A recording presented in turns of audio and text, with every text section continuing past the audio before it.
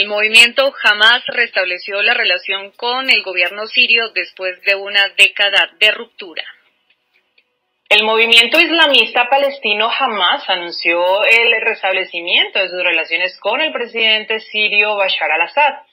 Según el vocero de Hamás, esto se produjo porque en los últimos meses los dirigentes del movimiento islamista palestino mantuvieron múltiples contactos con altos funcionarios sirios con la mediación de Irán y también del movimiento chiita libanés Hezbollah. Durante años, el poder sirio consideró la partida de Hamás como un golpe fatal a la relación con Siria y también algunos altos funcionarios hablaron incluso de traición. Hamás, en el poder en la Franja de Gaza, era uno de los aliados palestinos más cercanos de Assad, pero su relación se deterioró después del inicio del levantamiento popular en Siria en 2011. El movimiento palestino criticó la represión del gobierno sirio y su entonces líder Khaled Meshaal abandonó Damasco en el año 2012 para instalarse en Qatar. Vamos a saludar entonces para hablar sobre este tema al profesor Jorge Araneda. Él es magíster en Historia, también es candidato a doctor en Relaciones Internacionales de Medio Oriente, es profesor de la Universidad Diego Portales en Chile y es especialista en las áreas de migración, historia contemporánea de Medio Oriente y comunidades árabes islámicas en Latinoamérica. Profesor Jorge Araneda, muy buenos días y gracias por aceptar la participación de Radio UNAL. Hola, muy buenos días y como siempre un gusto de participar en UNAL Radio. Profesor, ¿qué implicaciones hubo tanto para el movimiento Hamás como para el territorio sirio cuando se produjo esta fractura de sus relaciones hace 10 años? En primer lugar, hay que comprender de que desde el inicio de la guerra civil en Siria, Hamás tenía una presencia en Damasco.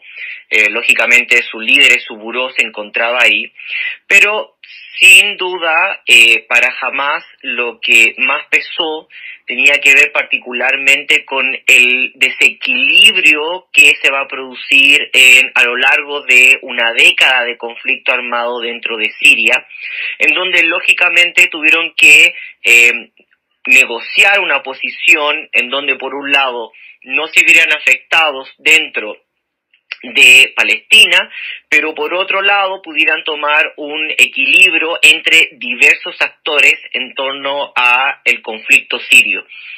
Recordemos que el conflicto sirio, que lógicamente todavía no termina, en tanto que el Estado sirio no tiene el control de todo el territorio, de hecho todavía existen actores internacionales, fue un conflicto en donde hubieron intervenciones desequilibradas desde el punto de vista militar, en tanto de que habían diferentes actores. Solamente cabe recordar, lógicamente esto es un poco más largo el análisis, pero había que recordar que habían aproximadamente 6 protagonistas o actores estatales externos en Siria, cuyas agencias, cuyas políticas eran completamente independientes y conflictivas dentro del Estado sirio, que lógicamente estaba Estados Unidos, Rusia, Irán, que es un punto importante, Arabia Saudita, Turquía y Qatar. Pero por otro lado estaban otros actores con un rol menor, pero que lógicamente intervenían en las políticas y en los actores internos que estaban dentro, sobre todo grupos terroristas, que por una parte estaban tratando de eliminarlos o financiarlos. Esta red de aproximadamente 20 grupos diferentes, entre ellos cierto grupo de Hamás, en donde estaba Reino Unido, Francia, China, los Emiratos Árabes Unidos, el Líbano, que es un punto relevante, Jordania, Irak, Egipto. Y a esto, lógicamente, tenemos que sumar actores no estatales, pero que estaban en la región, estaban dentro de Siria. Uno de ellos es Hezbollah, punto importante, que lógicamente, hay que recordarlo, el PKK, y lógicamente Daesh o ISIS, que era lógicamente el que había desestabilizado lógicamente y ha hecho implosionar al gobierno de Bashar al-Assad hasta que lógicamente fue eliminado. Por tanto, jamás lógicamente tuvo que negociar y ver en qué panorama se encontraba su estrategia, y es por eso de que lógicamente va a quebrar los vínculos con Hezbollah, que estaba dentro de Siria y que todavía está dentro de Siria, y a la vez con el gobierno de Bashar al-Assad. Profesor Jorge, ¿qué importancia o qué impacto tiene este nuevo acuerdo de reconciliación para la región? Las implicaciones, y es una muy buena pregunta, las implicaciones son regionales y particularmente son bastante importantes para la región.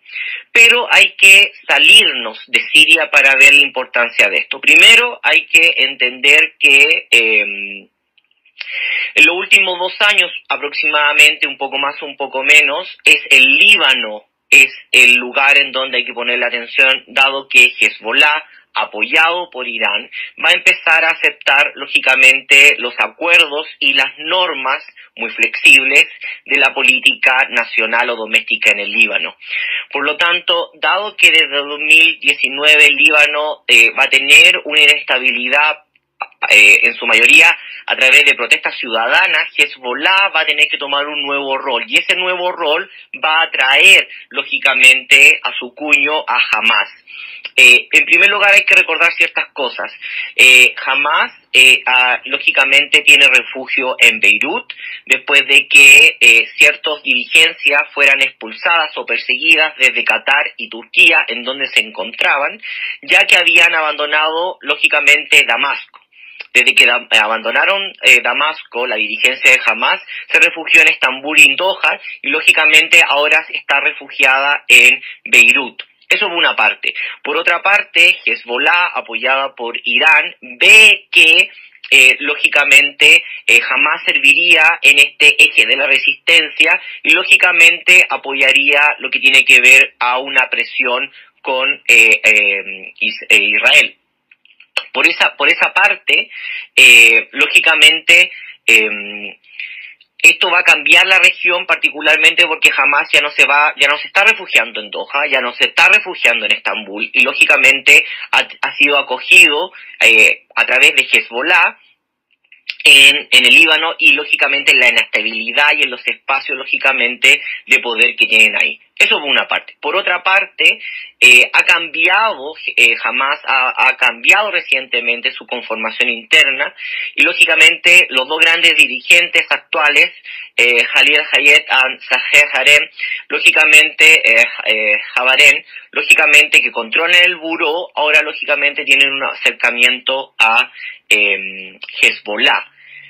Incluso hay reportes que no se pueden comprobar lógicamente su fiabilidad completa, pero que estarían lógicamente creando campos de entrenamiento entre ambos grupos, y lógicamente en una nueva posición geopolítica en donde el Líbano se convertiría lógicamente en el centro del buró tanto de Hezbollah y de Hamas, y por lo tanto desde ahí podrían fortalecer sus relaciones con Irak, Siria e Irán, y por otra parte también con Yemen. Profesor Jorge, ¿existe algún tiempo prudente para que el movimiento Hamas regrese a territorio sirio, o cuánto se demorarían en establecerse en ese país? Probablemente los lazos que ha tenido Irán con Hezbollah y ahora este acuerdo visible, lo que hace particularmente es que no sería muy difícil decir que Hamas ya se encuentra en Siria. Probablemente su dirigencia todavía va a residir en Beirut o en el Líbano, pero lógicamente cierto tipo de actores o comandantes puedan residir en Siria, en tanto de que Hamas ve que Bashar al-Assad ya ha logrado tener una estabilidad, más allá de que, lógicamente, el Estado de Siria no ha logrado normalizar relaciones con Europa, pero sí ha logrado normalizar relaciones con algunos países de Medio Oriente. Por lo tanto, es muy probable de que hoy en día no solo veamos un fortalecimiento de Hamas, sino de la yihad islámica en Palestina, en donde ahora sí tenemos un corredor político y militar desde Irán hasta algunos sectores de Líbano y de ahí a Palestina. Lógicamente, en tanto de que la presencia iraní se ha podido consolidar en Irak, lógicamente en Siria, apoyando a Bashar al-Assad, Hezbollah en el Líbano y lógicamente en Palestina. No en toda Palestina, lógicamente, sino en una minúscula parte, pero lógicamente una de las más militantes. Profesor Jorge, ¿qué reacción tiene la comunidad internacional ante este anuncio? ¿Para Occidente es conveniente o debería preocuparse? La comunidad europea tiene que preocuparse por varias cosas, algunas de las cuales desde el inicio de la guerra civil en Siria ha dejado de preocuparse y otras que lógicamente hoy en día parece olvidar. Primero tiene que preocuparse por los refugiados sirios. Los refugiados sirios, lógicamente sabemos por estudios de que la mayoría de las personas que lógicamente abrazan ciertas corrientes fundamentalistas o participan en agrupaciones terroristas provienen de grupos en donde el Estado no solamente los ha abandonado, sino de grupos en donde lógicamente el Estado no llega y por lo tanto estados paralelos, organizaciones paralelas se hacen cargo de las necesidades básicas de cierto grupo de personas que lógicamente no tienen trabajo, ni salud, ni educación, etcétera. Por lo tanto, la comunidad internacional tiene que y los países de la zona, particularmente lo que tiene que ver con Turquía y el Líbano, que actualmente tienen políticas que lógicamente han aceptado migrantes, pero hoy en día no sabemos si esos migrantes sirios van a poder establecerse en estos países de alguna forma permanente o van a ser expulsados. Eso por una parte. Por otra parte, la comunidad internacional también tiene que preocuparse de lo que tiene que ver con de qué forma va a no seguir o va a proseguir con una política de no normalización con el Estado de Siria, con Bashar al-Assad, particularmente en dando de que si se normalizan relaciones con Siria, lo que se estaría normalizando son también las violaciones sistemáticas a los derechos humanos y la forma en la cual se llevó la guerra y la forma en la cual el Estado el aparato estatal controlado por Siria, por Bashar al-Assad, ha hecho de su población, lógicamente, violaciones sistemáticas. Y eso no lo digo yo, lo dice, lógicamente, diferentes y múltiples informes, tanto de organizaciones académicas, de derecho internacional, de agrupaciones que dirigen el derecho internacional, pero también de organizaciones incluso internas sirias. Por tanto, esta es una señal en donde la geopolítica de la región se está reconfigurando, pero lógicamente también no hay que abandonar de que Siria todavía es un enorme desafío para la comunidad internacional. Profesor Jorge Araneda de la Universidad Diego Portales en Chile, gracias por habernos acompañado en Radio UNAL. Como siempre, un agrado estar con ustedes y muchas gracias por el espacio. Análisis UNAL, saber para interpretar.